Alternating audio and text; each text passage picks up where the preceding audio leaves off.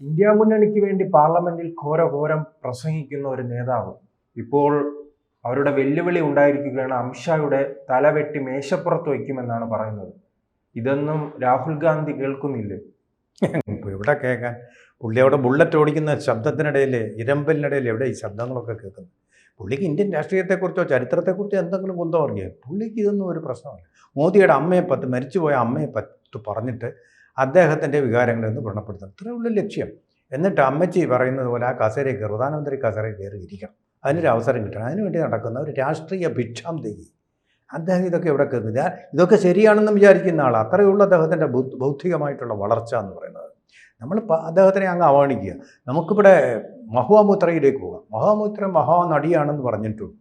അവർക്കൊരു killer instinct ഉള്ള വ്യക്തിയാണെന്നാണ് ഇപ്പോൾ വ്യക്തമാകുന്നത്. പണ്ടത്തെ മഹാറാണിമാർ, ചരിത്രത്തിൽ നമ്മൾ പഠിച്ച പല മഹാനായികമാരും തങ്ങളുടെ ശത്രുവിൻ്റെ തല, തങ്ങളുടെ പ്രേമ അഭ്യർത്ഥന നിരസിച്ചവരുടെ ചരിത്രത്തിൽ പല പാഠങ്ങളുണ്ട്. ഒക്കെ തല വെട്ടിയെടുത്തുകൊണ്ട് മേശപ്പുറത്ത് വെക്കണം എന്ന് പറഞ്ഞതായിട്ട് കേട്ടിട്ടുണ്ട്. അങ്ങനെ സൈന്യാധിപന്മാരോട് ആഹ്വാനം ചെയ്തതും ആജ്ഞാപിച്ചതുമായിട്ട് കേട്ടിട്ടുണ്ട്.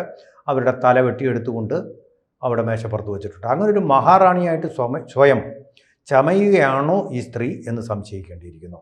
ഈ സ്ത്രീ തന്നെയാണ് പാർലമെൻറ്റിൽ ചോദ്യം ചോദിക്കുന്നതിന് വേണ്ടി പൈസ വാങ്ങിച്ചത്. പാർലമെൻറ്റിൽ ചോദ്യം ചോദിക്കുക എന്ന് പറഞ്ഞാൽ എം പിമാരുടെ മാത്രം അവകാശമാണ്. ആ അവകാശത്തെയാണ് അവർ ലംഘിച്ചത്. അത് വളരെ ഗുരുതരമായിട്ടുള്ളൊരു കുറ്റമാണ്. പാർലമെൻ്ററി അന്വേഷണ കമ്മിറ്റി അവരെ ശിക്ഷിച്ചതാണ്. എന്നിട്ട് ശിക്ഷിച്ചു കഴിഞ്ഞപ്പോൾ അതിനിടയ്ക്ക് ബഹളമുണ്ടാക്കി വളരെ അഗ്രസീവായിട്ട് ഉള്ള തർക്കങ്ങൾ ഉണ്ടാക്കിക്കൊണ്ട് അതവർ ബഹിഷ്കരിച്ചു കൊണ്ടുപോയി അവരെ എം പി സ്ഥാനത്ത് നിന്ന് മാറ്റിയതാണ്. പിന്നെ രണ്ടാമത് ജയിച്ച് കയറി വന്നതാണ്. തൃണമൂൽ എല്ലാ ക്രിമിനലുകളെയും രക്ഷിക്കാൻ അവിടെ ഒരു അമ്മയുണ്ടല്ലോ, ദീദി.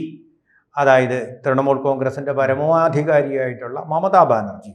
അവർക്ക് മമത തോന്നിയതുകൊണ്ട് രണ്ടാമതും തെരഞ്ഞെടുപ്പിൽ മത്സരിക്കാൻ അവസരം നൽകി വന്ന ആളാണ്. ഈ സ്ത്രീ തന്നെയാണ് പത്രക്കാർ ഇവരോട് പ്രതികരണം ചോദിച്ചപ്പോൾ നോക്ക് ഞാൻ കരയുന്നില്ല കണ്ടോ എന്ന് പറഞ്ഞ് കണ്ണ് തുറന്നു കാണിച്ചു. അവരൊരു പെർവർട്ടുമാണെന്ന് തോന്നുന്നു. പത്രക്കാരുടെ മുമ്പിൽ അങ്ങനെ തുറന്നു കാണിക്കുന്ന ഒരു പ്രകൃതം സാധാരണഗതിയിൽ സംസ്കാരമുള്ളവരാരും ഡീസൻ്റായിട്ട് ബിഹേവ് ചെയ്യുന്നവരാരും കാണിക്കാറില്ല. അങ്ങനത്തെ ഒരു സ്ത്രീയാണിവർ. ആ സ്ത്രീ ഇപ്പോൾ പറഞ്ഞിരിക്കുന്നത് വിവരദോഷം അവരെയും രാഹുൽ ഗാന്ധിക്ക് മാത്രമല്ല അവർക്കും ഉണ്ടെന്നാണ് ഇപ്പോൾ അവർ തെളിയിച്ചിരിക്കുന്നത്. കാരണം അവരെല്ലാം ഒരു മുന്നണിയല്ലേ, ഒരു മുന്നണിയിൽപ്പെട്ടതാണ് പറഞ്ഞിരിക്കുന്നത്. കൊണ്ടുപോവാ, തല വെട്ടിക്കൊണ്ടുപോവാ. ആരുടെ? അമിത്ഷായുടെ എൻ്റെ മേശപ്പുറത്ത് വയ്ക്കാനായിട്ട്. നമ്മൾ ഈ സാധാരണ മൃഗയാ വിനോദങ്ങളിൽ മഹാരാജാക്കന്മാരൊക്കെ പോയിട്ട് കഴിഞ്ഞിട്ട് പുലിയുടെയും മാനിൻ്റെയും ഒക്കെ തലയും കൊമ്പും, മാനിൻ്റെയാണ് കൊമ്പ്, പുലിക്ക് കൊമ്പില്ല, എടുത്ത് ഭിത്തിയിൽ വെച്ചിരിക്കുന്നത് കാണാം. ഞാൻ ഇവരെയൊക്കെ കൊന്നു. ചിലപ്പോൾ ഇത് വർക്ക്ഷോപ്പിൽ നിന്ന് ഓടാത്ത കാറുകൾ പണ്ട് കാറില്ലാത്തവർ വർക്ക്ഷോപ്പിൽ കൊണ്ട് വെക്കുമായിരുന്നല്ലേ എന്ന് പറഞ്ഞതുപോലെ ഇത് ഇവർ ചെയ്തതായിരിക്കുമല്ലേ. ഇവിടെ നിന്ന് വില വാങ്ങിച്ചു കൊണ്ടെന്ന് വെച്ച് അങ്ങനെയല്ലേ മോഹൻലാലിൻ്റെ വീട്ടിൽ മാനിൻ്റെ കൊമ്പ്, ആനക്കൊമ്പായിരുന്നു. ആനക്കൊമ്പ് കണ്ടിട്ട് അങ്ങനെ അദ്ദേഹം മൃഗയാ വിനോദമൊന്നും ചെയ്തതായിട്ട് നമുക്കറിയില്ല. പക്ഷേ ആനക്കൊമ്പ് കൊണ്ട് വെച്ച് നലക്കരിച്ച് പണമൊക്കെ ഉണ്ട് അതൊക്കെ എന്ന് വെച്ചാൽ മോഡി വഴി ചെയ്യാമെന്ന് പറഞ്ഞാൽ ഈ മോഡി ദൈവാദിനമായി മോഡിയുടെ തല ചോദിക്കാഞ്ഞത്. കാരണം അദ്ദേഹം ജപ്പാനിൽ പോയിരിക്കുക, ഇനി അവിടെ നിന്ന് കൊണ്ടുവരണം. ഇപ്പോൾ അമിത്ഷായുടെ തല വേണമെന്നാണ് ആവശ്യപ്പെട്ടിരിക്കുന്നത്. ആ തല അങ്ങ് ഇഷ്ടപ്പെട്ടു എന്ന് തോന്നുന്നു അവർക്ക്. അദ്ദേഹത്തിൻ്റെ തലയ്ക്കകത്ത് ആൾതാമസവും. അതുകൊണ്ടാണ് നക്സലുകൾ ഛത്തീസ്ഗഡിലെ ഈ ബംഗാളിൽ തൃണമൂൽ കോൺഗ്രസിൻ്റെ അടിത്തറ ഇളകുന്നുണ്ടല്ലോ. തുടർച്ചയായി തന്നെ വിവാദങ്ങൾ ഉണ്ടായി. ആ പാർട്ടി പിന്നോട്ട് പോകുന്നു, BJP വളരുന്നു. അതിൻ്റെ ഒരു അങ്കലാപ്പാണോ? അതിൻ്റെ അങ്കലാപ്പ് മാത്രമല്ല, ബംഗാളികൾ പൊതുവെ ഒരു അഗ്രസീവ് നേച്ചറുള്ളവരാണ്, വയലൻ്റാണ്. അവർ ഏത് കാര്യത്തിനും പെട്ടെന്ന് വയലൻ്റ് ആകുന്ന ഒരു വിഭാഗം. കമ്മ്യൂണിസ്റ്റ് പാർട്ടി ഭരിച്ച സമയത്ത് ആ നാളുകളിൽ തന്നെ തുടങ്ങിയതാണ്. എന്തിനും കടന്ന് ഷൗട്ട് ചെയ്യുന്ന ഒരു പാരമ്പര്യമുള്ള ഞാൻ ശ്രദ്ധിച്ചിട്ടുള്ള പല ബംഗാളികളുടെ അടുത്തറിയും. എല്ലാവരും അങ്ങനെയാണെന്നല്ല ഞാൻ പറയുന്നത്. അവർ വളരെ വയലൻ്റായിട്ട് പ്രതികരിക്കുന്നു. അങ്ങനെയുള്ളൊരു സ്വഭാവം അവർക്കുണ്ട്, ഉൾച്ചേർന്നിട്ടുള്ളതാണ്. എല്ലാവരും രവീന്ദ്രനാഥ് ടാഗോർ, അവനീന്ദ്ര ടാഗോർ, അങ്ങനെ ഋഷിതുല്യരായ മനുഷ്യരുണ്ട് അവിടെ. പക്ഷേ ചെറിയൊരു വിഭാഗം ഈ അല്പജ്ഞരായിട്ടുള്ള ആൾക്കാരുണ്ടല്ലോ, വയലൻ്റായിട്ട് റിയാക്ട് ചെയ്യും. അങ്ങനെയാണ് എന്തൊരു രാജ്യത്തിൻ്റെ ഒരു ഉത്തരവാദിത്തമുള്ള MP പറയുക, ആഭ്യന്തരമന്ത്രിയുടെ തല മേശപ്പുറത്ത് കൊണ്ടുവയ്ക്കുക. എന്താ കാര്യം? ഇതൊക്കെ പരമപ്രധാനമായ കാര്യം. എന്ത് കാര്യത്തിന് വേണ്ടിയാണ് ഇത് ആവശ്യപ്പെട്ടിരിക്കുന്നത്? ബംഗ്ലാദേശി പൗരന്മാരെ ഇൻഫിൽട്രേറ്റേഴ്സിനെ ഇന്ത്യയിലേക്ക് കടക്കുന്നത് തടയണമെന്ന് അദ്ദേഹം പറഞ്ഞു. അതാണ് ഇവരെ ക്ഷോഭിപ്പിച്ചത്. അപ്പോൾ വളരെ വ്യക്തമാണല്ലോ ഇപ്പോൾ ബംഗ്ലാദേശികളുടെ വോട്ടുകൾ കൊണ്ടാണ്, ഇന്ത്യക്കാരുടെ വോട്ടുകൾ കൊണ്ടല്ല ഇവർ ജയിച്ചു കയറുന്നത്. ഇവരുടെ ഭൂരിപക്ഷം എന്ന് പറയുന്നത് ഉണ്ടാക്കപ്പെടുന്നതാണ്, നിർമ്മിക്കപ്പെടുന്നതാണ്. അതാണ് വോട്ട് ചോരി. രാഹുൽ ഗാന്ധി എന്ന് പറയുന്ന ആളിന് ഇത് മനസ്സിലായിട്ടില്ല. ഈ വോട്ട് ചോരി നടത്തുന്നത് തൃണമൂൽ കോൺഗ്രസ്സാണ്.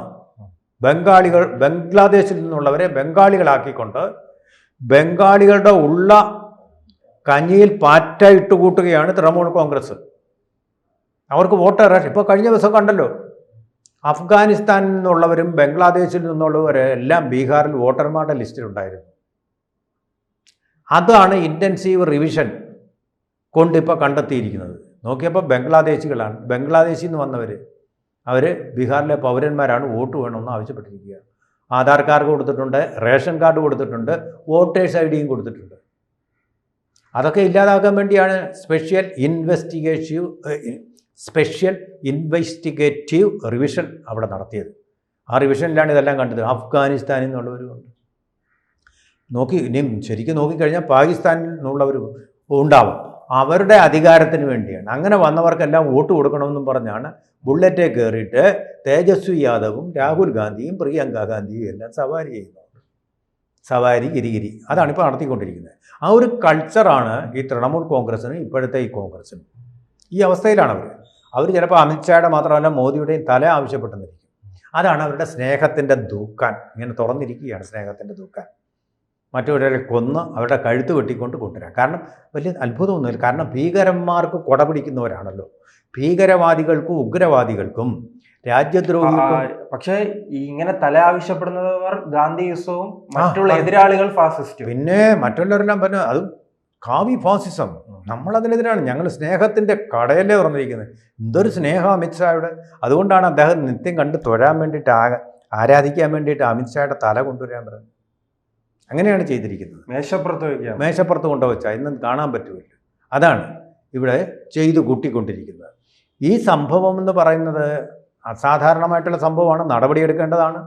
ഇത് ഒരു തരത്തിൽ ഒരു കോഗ്നൈസബിൾ ഒഫൻസാണ്. കാരണം കൊലപാതകം ഇവിടെ നടന്നിട്ടില്ലെങ്കിലും കൊലപാതകത്തിനുള്ള ഒരു കൊലവിളിയാണിത്. ഒരു കൊലവെറിയാണ് ഇവിടെ കാണിക്കുന്നത്. അത് വളരെ കുറ്റകരമായിട്ടുള്ളൊരു കാര്യമാണ്. കുറ്റകരമല്ല, cognisable ഒഫൻസാണ്.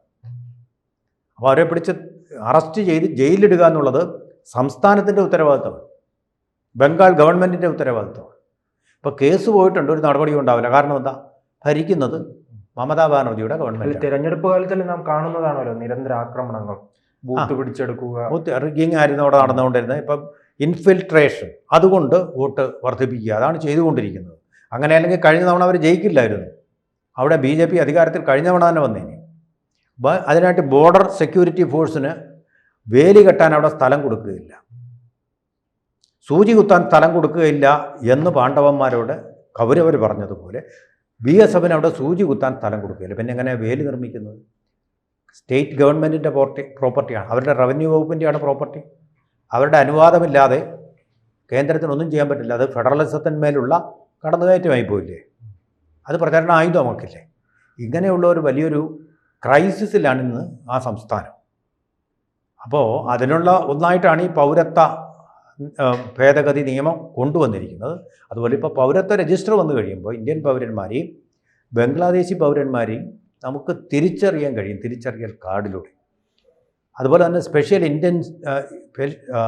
Intensive revision, special intensive revision, അതാണ് SIR എന്ന് പറഞ്ഞ SIR. അതും ഇപ്പോൾ അവിടെ വരാൻ പോവുകയാണെന്ന് തെരഞ്ഞെടുപ്പ് കമ്മീഷൻ പറഞ്ഞിട്ടുണ്ട്. പക്ഷേ അതിനെ തടയും, അവർ ബഹളം ഉണ്ടാക്കും, ഈ പറഞ്ഞ പോലെ വയലൻ്റ് ആവും. അങ്ങനെ തന്നെയല്ലത് ക്രിമിനൽ സ്റ്റേറ്റും കൂടെ അല്ലേ ഇത്? റോഗ് സ്റ്റേറ്റാണത്, തെമ്മാടി സംസ്ഥാനമാണത്. കാരണം അവിടെ ഷാജഹാൻ ഷെയ്ഖ് എന്ന് പറയുന്ന ആൾ എത്ര ബലാത്സംഗങ്ങളാണ് അവിടെ നടത്തിയിട്ടുള്ളത്. അയാളെ പ്രൊട്ടക്റ്റ് ചെയ്തുകൊണ്ടിരുന്ന ഗവൺമെൻറ്റാണ്. അതുപോലെ അവിടെ മെഡിക്കൽ കോളേജുകളിൽ നടന്ന ബലാത്സംഗങ്ങൾ, ആ പ്രതികളെ അത് മമതാ ബാനർജിയുടെ ആളായിരുന്നു, തൃണമൂൽ കോൺഗ്രസിൻ്റെ ആളായിരുന്നു. ആ കുറ്റവാളിയെ പ്രൊട്ടക്റ്റ് ചെയ്തുകൊണ്ടിരുന്നു. കോടതി ഇടപെട്ടതുകൊണ്ട് മാത്രമാണ് അതിലൊരു അന്വേഷണം നടത്തി പ്രതിയെ പിടികൂടാൻ മനസ്സോടെ സംസ്ഥാന ഗവൺമെൻറ് തയ്യാറായതെന്ന് നമ്മൾ ഓർക്കണം. അപ്പോൾ ക്രിമിനലുകളെയും ഇൻഫിൽട്രേറ്റേഴ്സിനെയും നുഴഞ്ഞു കയറ്റക്കാരെയും സംരക്ഷിക്കുന്ന ഒരു ഭരണകൂടമാണ് അവിടെ നിലനിൽക്കുന്നത്. അതുകൊണ്ട് കേന്ദ്ര ഗവൺമെൻറ്റിൻ്റെ ആഭ്യന്തര വകുപ്പിൻ്റെ ജോലി ഇരട്ടിയാവുന്നു. ഇതിനൊക്കെ തടയിടുന്നത് അമിത്ഷായാണ്, ഇതിനെ തകർക്കുന്ന അമിത്ഷായാണ്. അതുകൊണ്ടാണ് അമിത്ഷാ അവരുടെ ശത്രുവാകുന്നതും തലവെട്ടിക്കൊണ്ടുവരണമെന്ന് പറയുന്നതും. അഫ്ഗാനിസ്ഥാനിലേക്ക് താലിബാൻ തീവ്രവാദികൾ പണ്ട് അവിടെ ഭരിക്കാൻ വന്ന റഷ്യൻ പിന്തുണയുള്ള ഡോക്ടർ നജീബിൻ്റെ തല എങ്ങനെ വെട്ടിയെടുത്തോ, അദ്ദേഹത്തിൻ്റെ ശരീരഭാഗങ്ങളെ എങ്ങനെ അപമാനിച്ചോ, അതുപോലൊരു കൊലപാതകത്തിനുള്ള ആഹ്വാനമാണ് മഹുവ മൈത്ര എന്ന് പറയുന്ന സിനിമാ നടിയായ MP നടത്തിയിരിക്കുന്നത്. നെഗറ്റീവ് പൊളിറ്റിക്സ് എത്രമാത്രം ആഴത്തിലാണ് അതിൻ്റെ വേരുറപ്പിച്ചിരിക്കുന്നത് എന്നുള്ളതിൻ്റെ ഒരു മകുടോദാഹരണം കൂടിയാണ്. കൂടുതൽ വാർത്തകളും വിശേഷങ്ങളും നിങ്ങളിലേക്ക് എത്താൻ ABC മലയാളം സബ്സ്ക്രൈബ് ചെയ്യുക, ബെൽ ബട്ടണും അമർത്തുക.